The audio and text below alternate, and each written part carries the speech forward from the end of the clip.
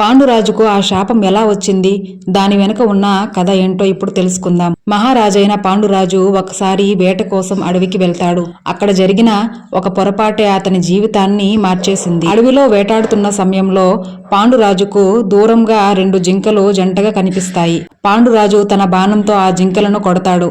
కానీ అవి సామాన్యమైన జింకలు కావు. కిందమ అనే మహర్షి మరియు అతని భార్య జింక రూపం ధరించి అక్కడ విహరిస్తున్నారు. బాణం తగిలి మరణిస్తున్న సమయంలో ముని తన అసలు రూపంలోకి వచ్చి పాండురాజును ఇలా శపిస్తాడు. రాజా, ఏ ప్రాణి అయినా సరే శృంగారంలో ఉన్నప్పుడు వాటిని చంపడం మహాపాపం. నువ్వు చేసిన ఈ తప్పుకు ఫలితంగా నువ్వు ఎప్పుడైనా నీ భార్యను శృంగార వాంఛతో తాకితే ఆ క్షణమే నీ ప్రాణాలు పోతాయి. ఈ శాపం వల్లే పాండురాజు తీవ్రమైన దిగ్భ్రాంతికి లోనవుతాడు.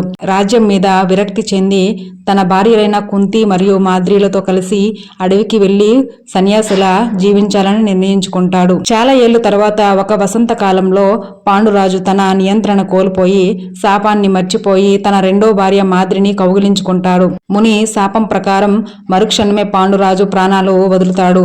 తన వల్లే భర్త చనిపోయాడని బాధతో మాద్రి కూడా అతనితో పాటే సహగమనం చేస్తుంది. పాండురాజుకు భార్యలతో శారీరక సంబంధం లేదు కదా, మరి కుంతికి మాద్రికి పిల్లలు ఎలా పుట్టారు? పంచపాండవుల్లో కుంతిమాత పిల్లలు ఎవరు, మాద్రి పిల్లలు ఎవరు అనేది నెక్స్ట్ వీడియోలో తెలుసుకుందాం. ఇలాంటి మరిన్ని ఇంట్రెస్టింగ్ టాపిక్స్ కోసం మన ఛానల్ సబ్స్క్రైబ్ చేసుకోండి, బెల్ ఐకాన్ని ఆన్లో పెట్టుకోండి.